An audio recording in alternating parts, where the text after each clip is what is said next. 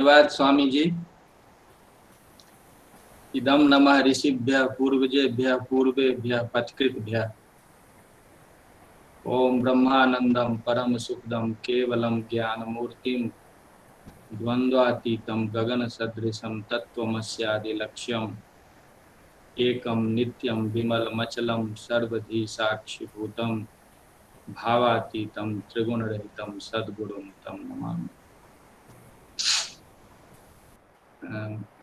परमादरणीय professor SR. Bhatt ji, आप हमारे हमेशा गाइडिंग प्रिंसिपल रहे हैं और हमेशा रहेंगे। मेरे परम मित्र और आदरणीय प्रोफेसर उत्तम पति जी, बहुत दिनों के बाद आज उनका साक्षात्कार हुआ। प्रोफेसर सुरेंद्र मोहन मिश्र जी, संस्कृत के और दर्शन के मूर्धन्य विद्वान, स्वामी जी और सभी विद्वद्गण एवं छात्र छात्राएं। मैं हिंदी में बोल रहा हूं क्योंकि मेरे बहुत सारे स्टूडेंट जुड़े हुए हैं इसमें, तो उनको समझने में आसानी होगी और आगे उनको कुछ इस पे टर्म पेपर वगैरह का भी काम करना है, तो वो जुड़े हुए हैं, इसीलिए मैं इस अपनी बात को हिंदी में रख रहा हूँ। जैसे कि प्रोफेसर उत्तम पति जी ने अपनी सारी बातें रखी और हम सभी जानते हैं कि वो एक रिनाउंड साइंटिस्ट हैं।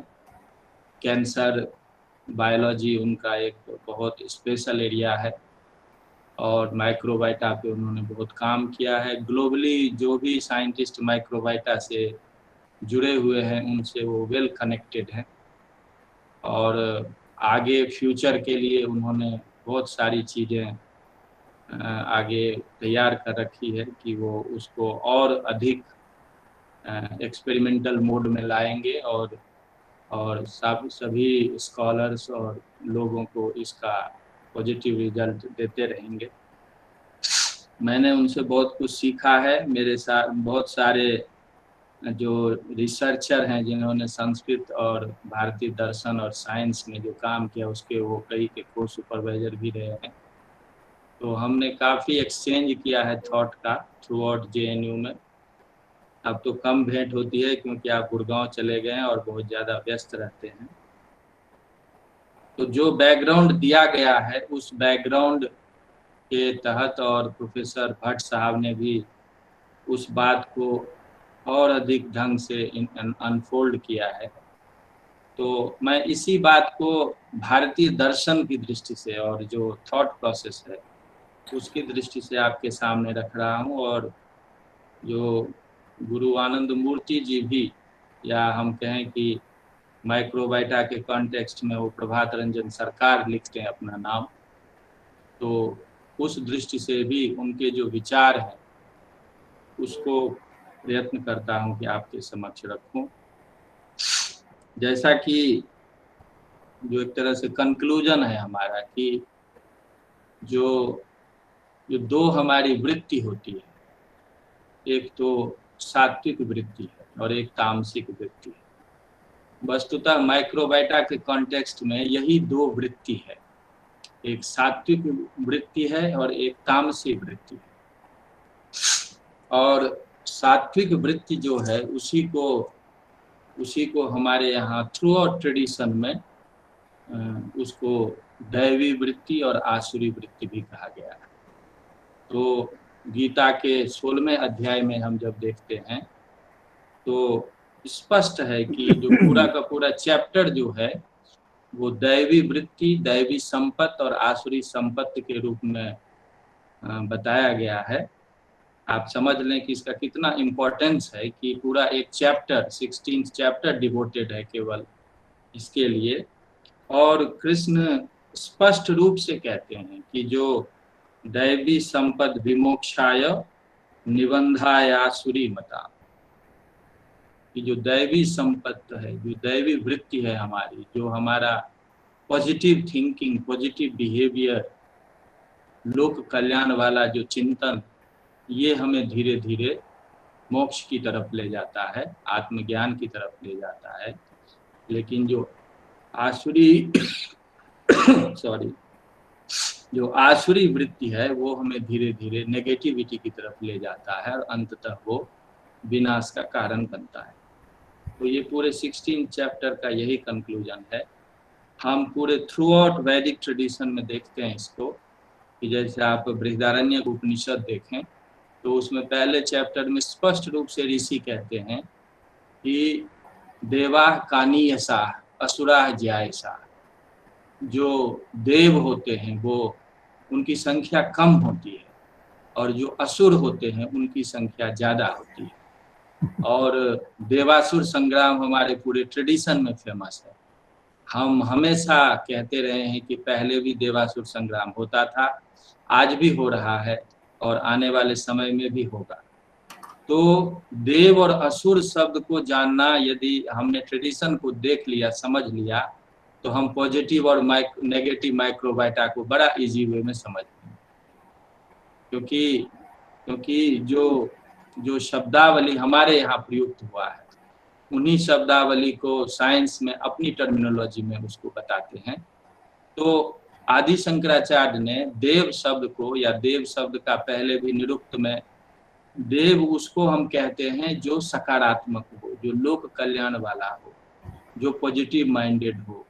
और निरुक्त में कहा देवः दानाद वा, कि देव वह है जो अनकंडीशनली हमें सब कुछ प्रोवाइड कराता है। यानी नेचर का वो प्लानिंग, ह्यूमन बीइंग का वो माइंडसेट जो लोक कल्याण के लिए पॉजिटिव वे में हेल्पफुल होता है, उसको देव कहते हैं।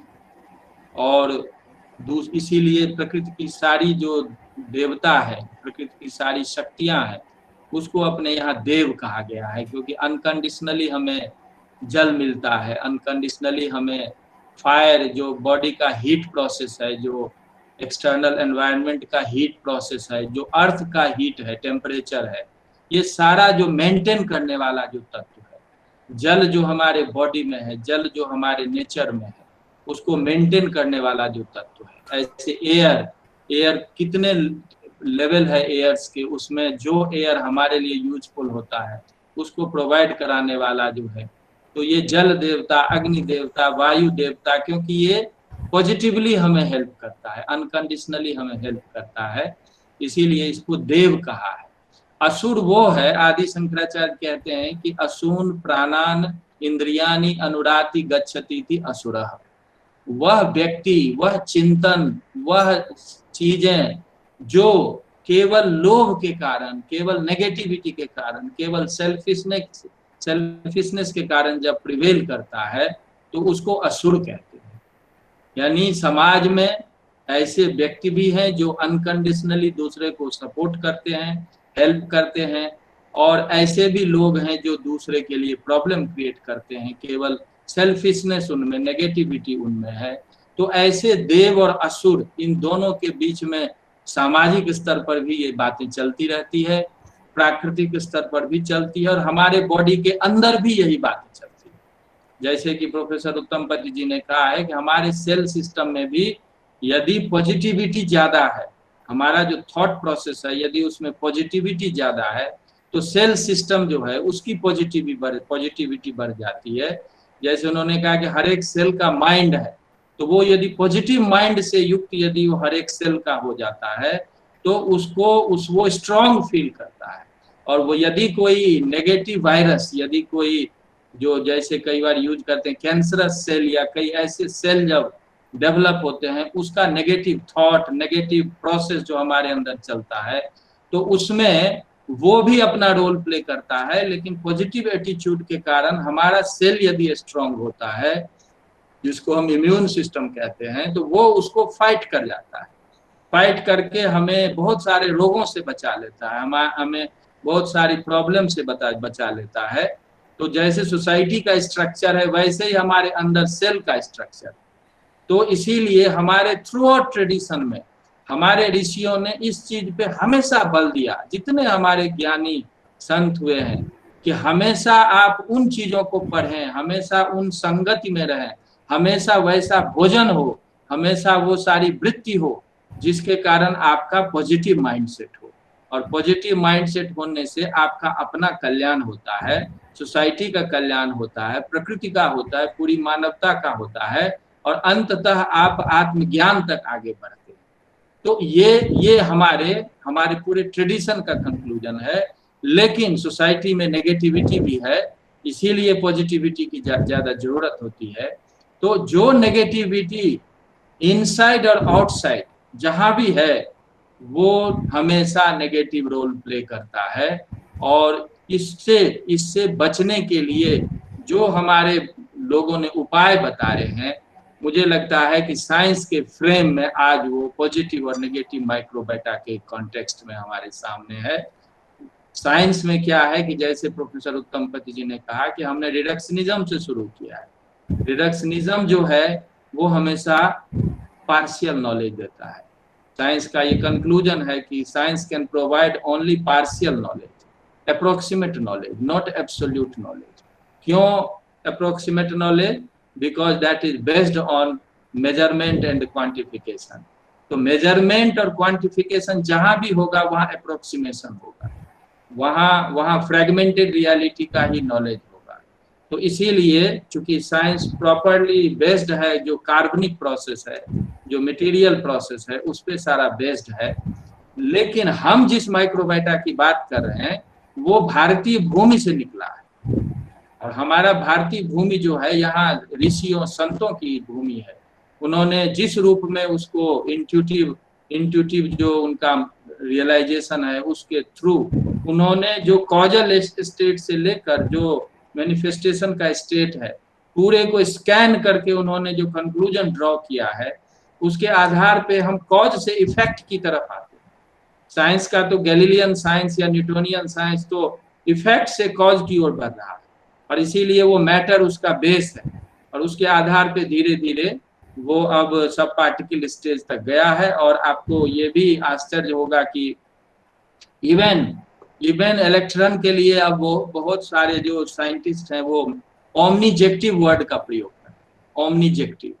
ओमनीजेक्टिव का मतलब कि इलेक्ट्रॉन के बहुत सारे ऐसे बिहेवियर हैं जिस बिहेवियर से पता चलता है कि इसमें कॉन्शियसनेस है, वो कॉन्शियस जैसा बिहेवियर करता है। तो ओमनीजेक्टिव शब्द का यूज अब करना शुरू किया है। तो इवन मैटर में भी धीरे धीरे कॉन्शियसनेस के मैनिफेस्टेशन की बात आ गई।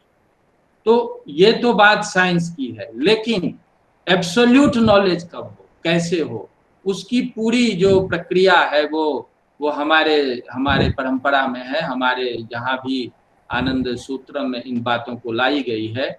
और इवन आप वर्नर हाइजेनबर्ग को देखें, वर्नर हाइजेनबर्ग ये कहते हैं कई जगह कि when we want to do something subtle, it seems that nature is asking question whether your model, whether your process is okay or you need some other process for holistic understanding of nature।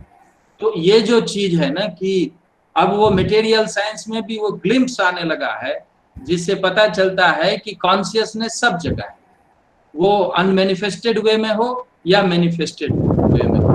जहां हमारा जो sense है या mind है उसको instrument है उसको capture कर पा रहा है या कैप्चर नहीं कर पा रहा है। इसी को बेस बना करके जो जगदीश चंद्र बोस ने जो एक्सपेरिमेंट किया था कि मेटल, मसल और प्लांट पे, और उन्होंने ये कंक्लूड किया था कि जो there is no demarcation line between animate and inanimate. कोई ऐसा डिमार्केशन लाइन नहीं है कि आप कह दें कि ये कॉन्शियस है और ये नॉन कॉन्शियस है। ये डिपेंड करता है कि हम उसके एक्सप्रेशन को कैसा समझ पा रहे हैं, ग्रास्प कर पा रहे हैं। आनंद मूर्ति जी ने इसी को धीरे धीरे हमारे सामने हमें बताने का वो प्रयास कर रहे हैं कि कार्बनिक जो डेवलपमेंट है, मटेरियल जो डेवलपमेंट है, वो कॉजल स्टेट नहीं है। Causal state is something else, and that causal state is that microbiota which causes this gross creation. तो इस रूप में माइक्रोबायोटा का कॉन्सेप्ट आता है जो कॉन्शियस है। और जैसा कि पहले बात हुई है कि माइक्रोबायोटा जो है उसके 3 भेद की बात यहाँ पे आई है, 3 तरह के उसका डिवीजन हमें मिलता है।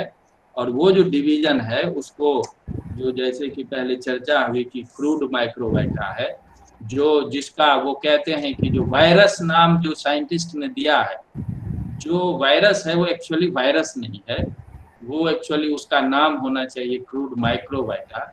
माइक्रोबाइटा बिकॉज उसमें कॉन्शियसनेस का डोमिनेंस है, वो कार्बनिक प्रोडक्ट नहीं है।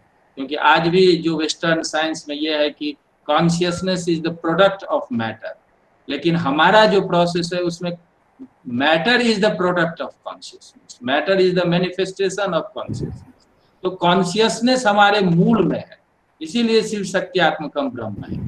तो इस तरह से कॉन्शियसनेस फंडामेंटल ट्रुथ है, इसको बेस बना करके जो हमारे यहाँ माइक्रोबाइटा का कॉन्सेप्ट आया है, तो उसमें ये एक बहुत बड़ा कंट्रीब्यूशन है प्रभात रंजन सरकार जी का, जो जिस नाम से उन्होंने ये पुस्तक लिखी है। तो इस पे उन्होंने 3 तरह के माइक्रोबाइटा की जो चर्चा की है, क्रूड माइक्रोबाइटा और फिर सटल माइक्रोबाइटा। सटल माइक्रोबाइटा के भी 2 भेद बताए हैं। एक माइक्रोबाइटा वो है जो रेफरेंसेस के थ्रू, शब्द स्पर्श रूप रस गंध के थ्रू जो है वो रोल प्ले करता है, वो अपने को एग्जिबिट करता है। लेकिन दूसरा उससे जो और सटलर माइक्रोबाइटा है, वो केवल योगी उसको जान सकता है, उसको आम लोग नहीं समझ पाता। लेकिन जो सटल जो बीच का माइक्रोबाइटा है, उसका हमारे लाइफ में प्रभाव दिखता है। और वो दिखता है कैसे? तो पॉजिटिव जो एप्लीकेशन है और नेगेटिव एप्लीकेशन है, इस दृष्टि से।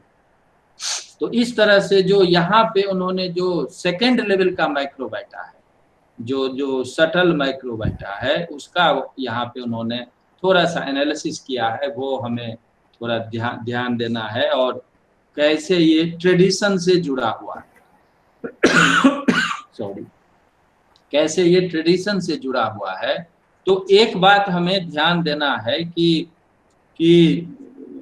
प्रभात रंजन सरकार जी और या गुरु आनंद मूर्ति जी ने स्पष्ट रूप से ये कहा है कि, मैं कोट कर रहा हूँ, जो उनकी बुक है माइक्रोबाइटम इन ए नटसेल, मैं कोट कर रहा हूँ कि in ancient times regarding the singular और collective structures of these microvita, the ancient rishis में जोर दे रहा हूँ, ancient rishis said that they are of 7 types, of 7 species and gave them the name। तो वो स्पष्ट रूप से कह रहे हैं कि जो ऋषि हैं, वैदिक ऋषि हैं, उन्होंने इसको समझा, इसको जाना, इसका नाम दिया, इसको डिवाइड किया, और वो डिवीजन जो है वो 7 पॉजिटिव माइक्रोबाइटा है और 7 नेगेटिव माइक्रोबाइटा है। और 7 पॉजिटिव माइक्रोबाइटा में यक्ष, गंधर्व, विद्याधर, किन्नर, सिद्ध, प्रकृतिलीन और विवेकलीन, ये 7 प्रकार के माइक्रोबाइटा है। और पूरे ट्रेडिशन में इन नामों की चर्चा सब जगह उपलब्ध है। मैंने इस पे बहुत सारे काम भी कराए हैं, और मेरा पूरा प्रयास है कि पूरे ट्रेडिशन में ये जो कॉन्सेप्ट है इसको पूरा सिस्टमेटाइज किया जाए, और जिस साइंटिफिक वे में हमें ये चीज़ यहाँ मिल रहा है, प्रभात रंजन सरकार जी ने जो हमें दिया है ये, तो वो उसका एक पूरा प्रॉपर एनालिसिस हो। प्रोफेसर उत्तम पथ जी और दूसरे साइंटिस्ट इस पे एक्सपेरिमेंटल रूप में काम कर रहे हैं, लेकिन पूरा जो इंडियन बैकग्राउंड है इसका, वो भी सिस्टमैटिक रूप में यहाँ पे आए। तो 7 प्रकार के माइक्रोबाइटा का इस रूप में उन्होंने उल्लेख किया है, और उसके अतिरिक्त उन्होंने 7 प्रकार के नेगेटिव माइक्रोबाइटा का भी उल्लेख किया है। और वो नेगेटिव माइक्रोबाइटा है दुर्मुख, कबंध, मध्य कपाल, महाकपाल, ब्रह्मदैत्य और आकाशी प्रेत और पिशाच। अब ये जो नाम है सारे, मैं इस पे फोकस करना चाहता हूं कि एक तो इत्यादि की बात करते हैं, लेकिन दूसरी तरफ गुरुजी ने स्पष्ट रूप से हमारे ट्रेडिशन के जो टर्म्स हैं, उन टर्म्स को स्पेसिफिकली यहाँ लाया है। तो मेरा ये निवेदन रहेगा कि जो भी हमारे यंग स्कॉलर हैं उनके लिए ये गुरु जी का संदेश है कि भारतीय परंपरा में जो शब्द इसके लिए हैं, जो हजारों हजार, वेस्ट ने तो कभी माइक्रोबाइटा की बात नहीं की है। माइक्रोबाइटा की बात तो भारतीय लैंड से ही हुआ है और माइक्रोबाइटा टर्म का यूज भी प्राय गुरुजी ने ही किया है। लेकिन इसके पीछे भारतीय जो शब्दावली है उस पे यंग स्कॉलर जरूर ध्यान दें, और यदि वो ऐसा करते हैं तो अपने ट्रेडिशन में किस तरह से इसको सिस्टमेटाइज किया गया, और आज वो टाइम आ गया है जबकि बहुत सारे हमारे साइंस के इंस्ट्रूमेंट्स भी डेवलप होने लगे हैं और क्रूड माइक्रोबाइटा को अब एक्सपेरिमेंटल मोड पे भी लाया जा सकता है, लाया जा रहा है। इसका हम परिणाम देख रहे हैं कि जो सटल लेवल पे अब बहुत सारे काम हो रहे हैं। अब मैं थोड़ा सा जो खास करके जो पॉजिटिव माइक्रोबाइटा है उसके बारे में थोड़ी सी मैं चर्चा कर रहा हूँ, जैसा कि उन्होंने कहा है। तो इसमें जो जो यक्ष माइक्रोबाइटा है, हम यक्ष के बारे में पूरा सुनते रहे ट्रेडिशन में, यक्ष युधिष्ठिर संवाद। मुझे तो आश्चर्य लग रहा है कि जब यक्ष युधिष्ठिर संवाद हुआ उससे पहले 4 पांडव आए, तो वो कौन सी बात थी कि ये चारों पांडव जो है वो शक्तिहीन हो गए? वो कौन सी बात थी कि वो बेहोश होके गिर पड़े? वो कौन ऐसा था? अभी प्रोफेसर उत्तम पद जी कह रहे हैं कि जो माइक्रोबाइटा इतना पावरफुल है कि वो इवन आपके डेथ तक स्टेज में आपको ले जा सकता है। तो वो ऐसा कौन सा स्टेट था जो वो यक्ष ने वहां पे चैलेंज किया था कि यदि आप मेरे प्रश्न का उत्तर नहीं देते तो फिर आप ये पानी नहीं ले सकते उसमें। और उसमें मुझे जैसे लगता है कि जो नेगेटिविटी थी पहले के 4 पांडवों में, एक अहंकार भाव था, उसके कारण वो उसको सरपास नहीं कर पाए। लेकिन युधिष्ठिर वो पूरे पॉजिटिव माइंडसेट से उसको समझे, उसको ग्रास्प किया और फाइनली उसको विन ओवर किए। तो यक्ष का हमारे यहाँ उपनिषद में जो डिवीजन है स्पेसीज की, उसमें यक्ष का बहुत नाम आया है, बहुत बार नाम आया है कि यक्ष इस तरह के होते हैं, इस जगह पे रहते हैं, ये सारी बातें आती है। तो पुराण में इसकी पूरी चर्चा है। यक्ष का कहीं जगह ब्रह्म के रूप में भी चर्चा है, जैसे केनोपनिषद में जो 2nd चैप्टर में यक्ष शब्द आता है तो वो ब्रह्म के अर्थ में आता है।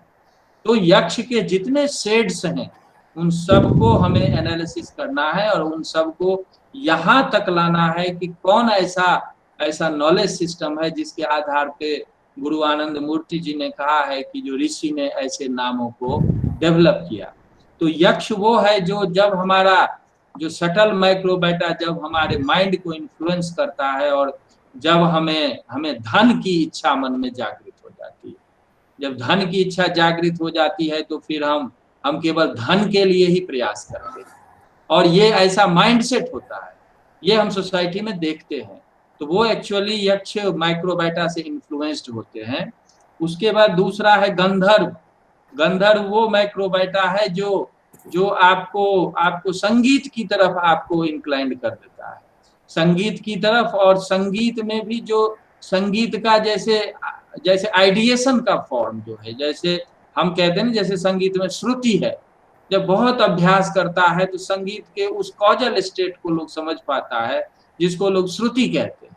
वो केवल अभ्यास और गुरु के सानिध्य से ही होता है। तो ऐसा गांधर्व जो गंधर्व माइक्रोबाइटा है धीरे धीरे हमारे माइंड को उस इस तरह से इन्फ्लुएंस करता है कि हम उस संगीत या फाइन आर्ट या कला की ओर उन्मुख होते हैं।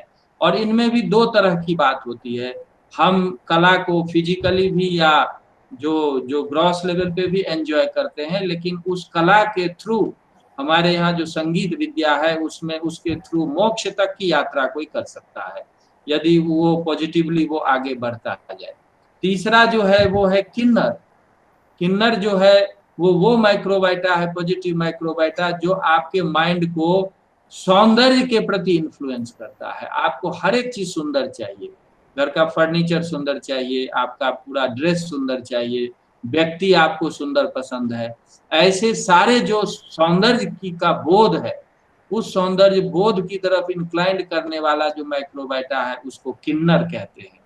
विद्याधर, विद्याधर वो माइक्रोबाइटा है जो आपको आपको वो उस तरह के एकेडमिक्स की तरफ बढ़ाता है जिस एकेडमिक्स के थ्रू आप अपना यश प्रतिष्ठा को बढ़ाना चाहते हैं, यश प्रतिष्ठा को बढ़ाना चाहते हैं, योग सूत्र व्यास भाष्य में कहा है कि जब रजोगुण प्रधान सत्वगुण होता है तो फिर लोग धन धान्य ऐश्वर्य इत्यादि की तरफ उन्मुख होता है, जीवन उसी में लगा देता है। तो इस तरह का यहाँ पे विद्याधर एक माइक्रोबाइटा की चर्चा आई है। और फिर विदेहलीन है, विदेहलीन है जो धन की दृष्टि से या जो एक अनस्टेबल जिसका लाइफ होता है, जो धन की या और चीज की खोज में जो हमेशा हमेशा गतिशील रहता है, उसको विद्याधर कहते हैं, विदेहलीन कहते हैं। और प्रकृति लीन भी जो एक तरह से योग सूत्र में इसकी चर्चा आई है, योग सूत्र में विदेहलीन और प्रकृति लीन का बहुत अधिक एनालिसिस मिलता है। ये असंप्रज्ञात समाधि के स्तर पे जब विदेहलीन और प्रकृति लीन की बात आती है कि जब कोई बहुत योग की उन्नत अवस्था में पहुंच जाता है तो प्रकृति के सारे ऐश्वर्य उनको प्राप्त होने शुरू हो जाते हैं।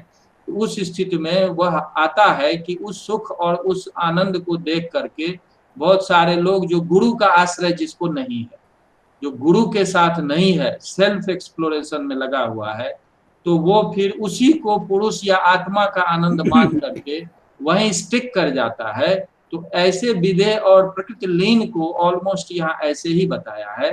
और अंत में जो सातवां सिद्ध है, जो सिद्ध माइक्रोबाइटा है, वह सिद्ध माइक्रोबाइटा आपको वो मानसिकता से युक्त करता है, वह विवेकशीलता से युक्त करता है, जो इस संसार में रहते हुए पॉजिटिवली आगे बढ़ते हुए अंततः वो मोक्ष या आत्मज्ञान की तरफ उन्मुख होता है। तो सिद्ध माइक्रोबाइटा वो है जो जन्म जन्मांतर से जब आपका रिफाइंड माइंडसेट, जब आपका पूरा विवेकशीलता आपसे युक्त हो जाती है, तो फिर आप सीधे आत्म साक्षात्कार या ज्ञान की तरफ उन्मुख होते हैं। और उन्होंने ऐसे बहुत सारे उदाहरण दिए कि हमें बहुत सारे समाज में ऐसे लोग मिलते हैं, जैसे महर्षि रमन थे तो 17 साल की उम्र में स्कूल जा रहे थे, उनको रास्ते में अचानक लगने लगा कि जो मैं शरीर नहीं हूँ, मैं ये संसार नहीं हूँ, मैं फिर क्या हूँ, तो मैं क्या हूँ इसकी खोज में वो अरुणाचल पर्वत पे चले गए। और 21 साल की उम्र में उनको ऐसा सब कहते हैं कि उनको आत्म साक्षात्कार हुआ। बहुत सारे लोग अभी हम बहुत सारे लोगों को कई बार देखते हैं कि वो अपने जॉब में होते हैं, अचानक उनमें वैराग्य भाव आ जाता है, वो आत्मोन्मुख हो जाते हैं, वो आत्मज्ञान की ओर उन्मुख हो जाते हैं, अंततः वहां पहुंचते हैं। तो इस तरह का जो माइंडसेट हमारा डेवलप होता है, वो एक्चुअली सिद्ध माइक्रोबाइटा जो है वो हमारे माइंड को इन्फ्लुएंस करता है और धीरे धीरे हम उस रास्ते पे आ जाते हैं।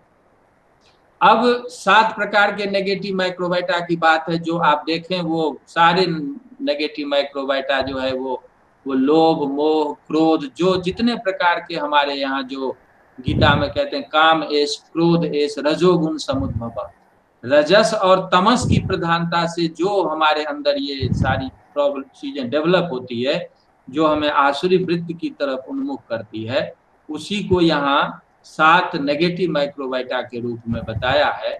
और वो जो माइक्रोबाइटा जब इन्फ्लुएंस करता है तो फिर वो फिर सारी चीजें नेगेटिविटी फैल जाते हैं, जो अभी चल रहा है। जैसे प्रोफेसर उत्तमपति जी ने बताया कि अभी 2 साल से हम उसके प्रभाव में हैं, और 2 साल से प्रभाव में है और उसका तांडव हमें दिख रहा है।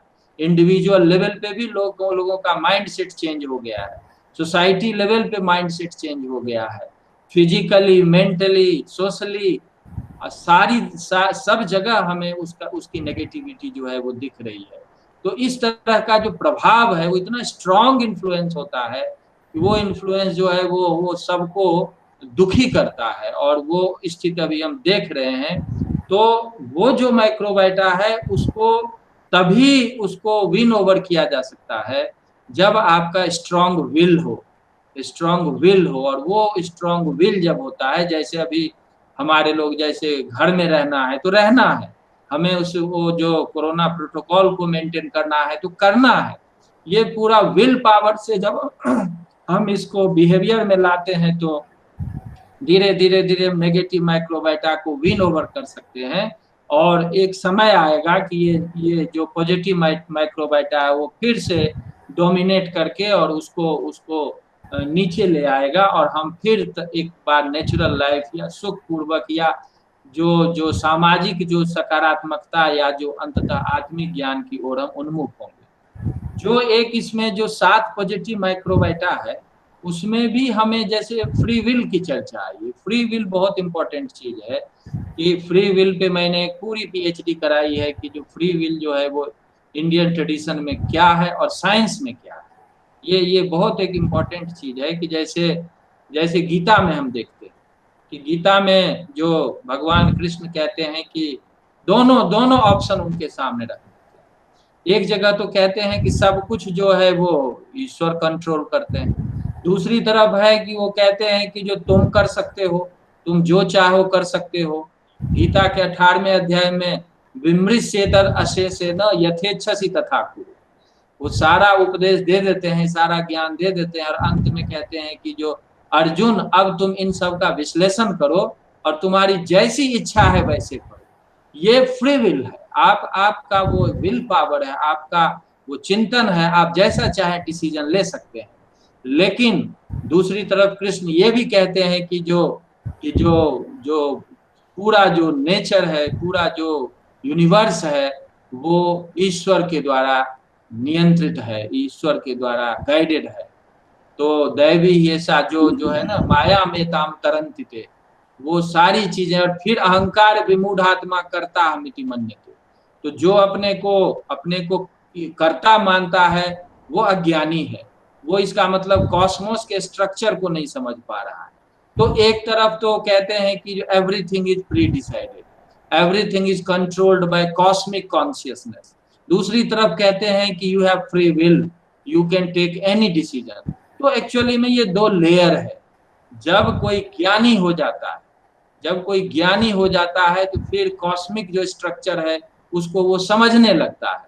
और जब कॉस्मिक स्ट्रक्चर को, कॉस्मिक प्लानिंग को कोई समझने लगता है तो फिर उसका अपना ईगो मेल्ट कर जाता है। लेकिन जब तक हम उस कॉस्मिक प्लानिंग को नहीं समझते तब तक हमारा फ्री विल काम करता है और फिर हमारा डिसीजन ही रोल प्ले करता है। तो इसीलिए ये जो पॉजिटिव माइक्रोबाइटा है, इस माइक्रोबाइटा को कैसे हम पहले डेवलप करें, उसके लिए सारे जो जो सकारात्मक वातावरण, सारा जो आचार विचार, अच्छा गुरु का सानिध्य, सकारात्मकता का सानिध्य, सब दृष्टि से पॉजिटिविटी यदि हम ये संकल्प ले लेते हैं कि यदि हमें यही करना है तो निश्चित रूप से फिर पॉजिटिव माइक्रोबाइटा डोमिनेट करेगा। कठोपनिषद में ऋषि कहते हैं ना कि जो जो नायमात्मा प्रवचनेन लभ्य न मेधया न बहुना श्रुतेन यमई वेश वृणुते तेन लभ्य तस्यैष आत्मा विवृणुते तनुम स्वाम, कि यमई वेश वृणुते तेन लभ्य, जो उसका वर्ण कर लेता है, जो ये मन में संकल्प बना लेता है कि मुझे पॉजिटिव ही करना है, मुझे अल्टीमेट ट्रुथ तक पहुंचना है, तो फिर निश्चित रूप से उसका मन जो है उसी सकारात्मकता से आगे बढ़ता है और उसी सकारात्मकता से आगे बढ़ते हुए अपने लक्ष्य तक पहुंच जाता है। तो इस दृष्टि से इस लेवल पे फ्री विल है। तो हम अपने अपने जो पॉजिटिव, जो हमारे पास टूल्स हैं, इक्विपमेंट हैं, जिसकी चर्चा आनंद सूत्र में और अध्याय में की गई है कि उसके माध्यम क्या है जो हम पॉजिटिव माइक्रोबाइटा को डेवलप करें, तो उसके थ्रू हम धीरे धीरे उस लक्ष्य पे पहुंच सकते हैं। आइंस्टाइन का भी मैं एक एग्जांपल देना चाहता हूं कि जैसे गीता में 2 लेवल की बात की गई है, आइंस्टाइन भी 2 लेवल की बात करते हैं। आइंस्टाइन जहां जहां लोअर लेवल की बात करते हैं तो वो कहते हैं कि जो you can take free, you can take decision, you can apply your free will.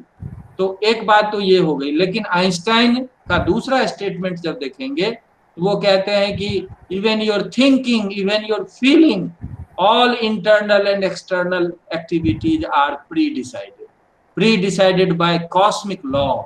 हम इसको यहाँ पे ईश्वर नाम दे देते हैं। हम यहाँ पे जो टर्मिनोलॉजी है वो संस्कृत का उपयोग में ले आते हैं, लेकिन वो कहते हैं it is cosmic law and everything is decided by cosmic law, pre decided by cosmic law. आप समझें कि वो यहाँ तक कह देते हैं कि जो आप जो सोच रहे हैं, आपके अंदर जो भी भावनाएं उठ रही हैं, आपके शरीर के अंदर जो भी क्रियाएं हो रही हैं, एवरीथिंग इज प्री डिसाइडेड। तो एक क्वेश्चन उनको पूछ दिया किसी ने कि if everything is pre decided then there is no morality, ethics ही गायब हो जाएगा। जब सब कुछ पहले से निर्धारित है तो फिर एथिक्स की बात ही समाप्त हो जाएगी। यही सवाल गीता में भी बार बार उठता रहता है। तो आइंस्टाइन कहते हैं कि yes I know it, and if philosophically a murderer is not murderer, philosophically a murderer is not murderer, but I would not like to have a cup of tea with him। कि तात्विक दृष्टि से तो कोई murderer नहीं है। जैसे कृष्ण भगवान कृष्ण गीता में कहते हैं कि जो ना कोई हत्यारा है ना कोई किसी की हत्या होती है। ये दार्शनिक दृष्टि से है, तात्विक दृष्टि से है, जो कॉस्मिक स्ट्रक्चर को समझता है उस दृष्टि से है। लेकिन जब वो कहते हैं I would not like to have a cup of tea with him, तो ये फ्री विल की बात आई कि इसका मतलब ये नहीं है कि मैं फिर उस एथिक्स को छोड़ के और मैं किसी हत्यारा को हत्यारा नहीं मान के उसको मैं शाबाशी दूंगा, ऐसी भी बात नहीं है। जो हत्यारा है उसको लॉ के अकॉर्डिंग पनिशमेंट मिलना चाहिए, उसका जो कर्म है उसको फल मिलना चाहिए। तो कर्म फल और पूरा एथिक्स जो है ये फ्री विल पे डिपेंड करता है, और फ्री विल जो है उन सारे लोगों पे लागू होता है जो व्यक्ति कॉस्मिक स्ट्रक्चर को, कॉस्मिक प्लानिंग को समझने में समर्थ नहीं होते हैं। जो हमारे जो सिद्ध गुरु, जो हमारे संत या ऋषि, ऐसे जो भी लोग होते हैं वो कॉस्मिक प्लानिंग को समझते हैं। उनका जो इंट्यूशन है वो कॉस्मिक प्लानिंग को रियलाइज करके जब वो बात कहते हैं तो फिर वो फ्री विल के कॉन्टेक्स्ट में नहीं कहते। तो इस दृष्टि से हमें दो लेवल पे सोचना होगा। एक तो जो हमारे ज्ञानी लोग हैं, जो बहुत सारे हमारे ट्रेडिशन में आत्मज्ञानी होते रहे हैं, ऋषि होते रहे हैं, जिन्होंने कॉस्मिक प्लानिंग को समझा है, रियलाइज किया है, उनके लिए तो फ्री विल नहीं है। लेकिन जो आम लोग हैं, जो नेगेटिविटी में जीते हैं, जो अल्प ज्ञानी हैं, उनके लिए फ्री विल बहुत इंपॉर्टेंट है। तो इन दोनों दृष्टि से हम देखें कि पॉजिटिव माइक्रोबायोटा के कॉन्टेक्स्ट में फ्री विल के उपयोग की बात है। फ्री विल का उपयोग करना चाहिए, अपने माइंडसेट को पॉजिटिव बनाना चाहिए, और ये जो पॉजिटिव माइक्रोबायोटा है उसका उपयोग करते हुए जो सांसारिक उपलब्धि है, जिसको अभ्युदय कहा गया है हमारे ट्रेडिशन में, उसकी उपलब्धि करते हुए, लेकिन उससे डिटैचमेंट में आते हुए, उसकी चेंजेबिलिटी या उसकी जो विनाशशीलता है, नश्वरता है, उसको ध्यान में रखते हुए हमें सिद्ध माइक्रोबायोटा को डेवलप करना है। और सिद्ध माइक्रोबायोटा को डेवलप करते हुए अंततः उस परम तत्व की ओर उन्मुख होना है, जिसके साक्षात्कार से ही अप्रोक्सीमेट नॉलेज से ऊपर उठते हुए एब्सोल्यूट नॉलेज की तरफ बढ़े। और absolute knowledge is equal to ultimate happiness. Absolute knowledge is equal to absolute happiness. Approximate knowledge is equal to partial happiness.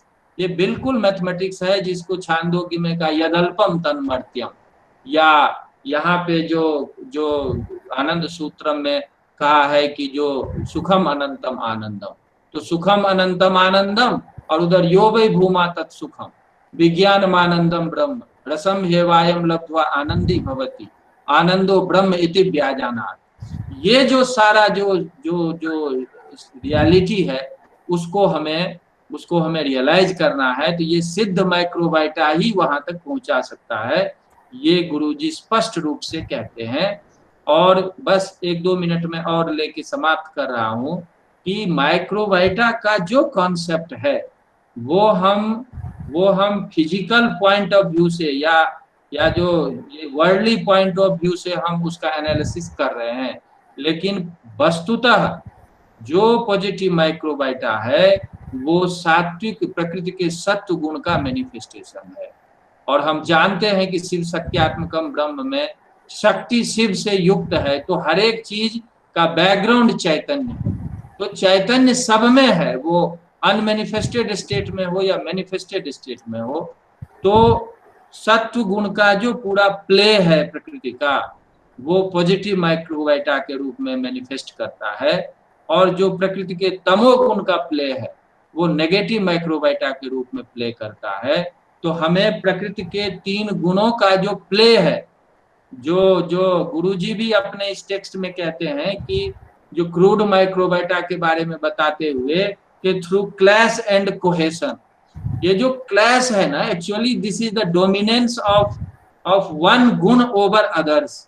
सत्व का रजस और तमस पे डोमिनेंस, या तमस का सत्व और रजस पे डोमिनेंस, इस तरह से डोमिनेंस को लेके जो डेवलपमेंट होता है उसके आधार पे ये पॉजिटिव और नेगेटिव माइक्रोबायोटा का विकास होता है। तो इसीलिए प्रकृति का जो गुण थियरी है ये केवल भारत का कंट्रीब्यूशन है, और थ्रू आउट ट्रेडिशन गुण को बहुत ज्यादा महत्व दिया गया है, और गुण जो है वो शक्ति का रूप है। तो शक्ति मूल केंद्र है इस जगत का, क्योंकि शक्ति जो है उसी से मैनिफेस्टेशन पॉसिबल है। लेकिन शक्ति का हमें पॉजिटिव एस्पेक्ट डेवलप करना है, और पॉजिटिव एस्पेक्ट जब डेवलप करते हैं तो फिर हम उस चैतन्य तक हम पहुंच सकते हैं। वही हमें मार्ग प्रशस्त करता है, जो संचर और प्रतिसंचर की बात जो यहाँ पे पहले की गई है। तो इस तरह से हमें ट्रेडिशन में जो पूरी चीज बात कही गई है उसको कैसे कैसे गुरुजी ने यहाँ पे एक पूरा का पूरा सिस्टमैटिक रूप में, एक साइंटिफिक वे में उसको हमारे सामने रख दिया है। जो साइंटिस्ट हैं उनके लिए पूरा हाइपोथेसिस है कि 200 वर्षों तक वो काम कर सकते हैं इस पे। जो हमारे दार्शनिक हैं, जो हमारे दूसरे स्ट्रीम के लोग हैं, वो इसको दार्शनिक दृष्टि से, उसको और सामाजिक दृष्टि से, उसको स्वास्थ्य की दृष्टि से, उन सब दृष्टि से इसको अप्लाई कर सकते हैं। तो ये एक बहुत महत्वपूर्ण विषय है जिस पर हमें चिंतन मनन, इस पे लेखन और इस चीज को आगे बढ़ाने के लिए हमारे समक्ष ये सारी चीजें उपलब्ध हुई है। तो मैं एक संक्षिप्त रूप में मैंने इस बात को रखी है कि जो इस विषय पे मैंने काफी इस पे सर्वे तो करा लिया है मैंने, और मुझे ये स्पष्ट मिला है कि थ्रू आउट ट्रेडिशन में इसका जो रूप हमें मिला है उसका एक सिस्टमैटिक रूप यहाँ पे हमें उपलब्ध होता है। और मैंने तो स्वामी जी को कई बार कही है बात की, जब ये हम शास्त्र पढ़ते रहते हैं तो सब जगह ये यक्ष गंधर्व किन्नर विद्याधर विदेहलीन प्रकृतिलीन सिद्ध ये सारी चीजें आती रहती है। हमें पता ही नहीं चलता था कि जो ये क्या चीज है, कोई समझा भी नहीं पाता था कि क्या चीज है। लेकिन इतने बड़े ट्रेडिशन में जब इन सारे टर्मिनोलॉजी का प्रयोग हुआ है तो वो निरर्थक तो नहीं हुआ होगा। इवन हम आयुर्वेद में देखते हैं कि जो 16 डिपार्टमेंट है उसमें जो भूत विद्या है, भूत विद्या जिसको साइकियाट्री कहते हैं या मनोविज्ञान की बात जान करते हैं, तो भूत विद्या में इन सारे शब्दों का प्रयोग हुआ है। चरक संहिता में कहते हैं कि इन सब को नियंत्रण में लाना, इन सब का वस्तुतः डायग्नोज करना और इन सब का ट्रीटमेंट करना जो है उसी के द्वारा मनोरोग को या मनोविकार को ठीक किया जा सकता है। और योग सूत्र में तो स्पष्ट रूप से लिखा हुआ है कि तत्प्रतिषेधार्थम एक तत्वाभ्यास, जो जितने व्याधि हैं, व्याधि स्त्यान संशय प्रमाद आलस्य अविरति भ्रांति दर्शन, जितने मनोरोग मानसिक रोग और शारीरिक रोग है उन सबको ठीक करने के लिए ये जो ध्यान की एकाग्रता है या सकारात्मक रूप में पॉजिटिव माइक्रोबायोटा का प्रयोग है, यदि हम ये करते हैं तो हम शारीरिक रूप से भी स्वस्थ रह सकते हैं, मानसिक रूप से स्वस्थ रह सकते हैं, सामाजिक दृष्टि से ठीक रह सकते हैं, सोसाइटी को कंट्रीब्यूट कर सकते हैं, पूरी मानवता को कर सकते हैं, और अंततः पूरी प्रकृति को हम बैलेंस्ड वे में रखते हुए आगे बढ़ सकते हैं। तो जीवन का जो लक्ष्य, एक व्यवस्थित लक्ष्य है, उस लक्ष्य को प्राप्त करने के लिए माइक्रोबायोटा का ज्ञान जरूरी है। और उस दृष्टि से यह जो हमारे सामने तथ्य है, ये जो माइक्रोबायोटम इन नट से लिए जो पुस्तक है, एक बहुत महत्वपूर्ण पुस्तक है। आनंद सूत्रम एक बहुत महत्वपूर्ण पुस्तक है। तो हमें इन सब को ठीक से अध्ययन करें और अपने जीवन में इसका उपयोग करें, तो इस दृष्टि से लगता है कि इसकी पूरी उपयोगिता हो पाएगी। मुझे इतना बोलने का अवसर दिया गया, इसके लिए बहुत बहुत धन्यवाद स्वामी जी। और प्रोफेसर भट्ट साहब को मेरा कोटिशः नमन कि वो बार बार मेरी कम योग्यता होते हुए भी मेरी प्रशंसा करते रहते हैं, ये उनका आशीर्वाद है। और वो ब्लेसिंग्स हमें हमेशा रखें हमारे ऊपर। और प्रोफेसर उत्तम पति जी को तो हम सुनते हैं तो हमेशा कोई न कोई नई चीज़ सीखते रहते हैं, और मेरे मेरे हर एक कार्य में उनका बहुत बड़ा रोल रहा है। तो सबको धन्यवाद देते हुए मैं अपनी वाणी को विराम करता हूँ। सबको प्रणाम।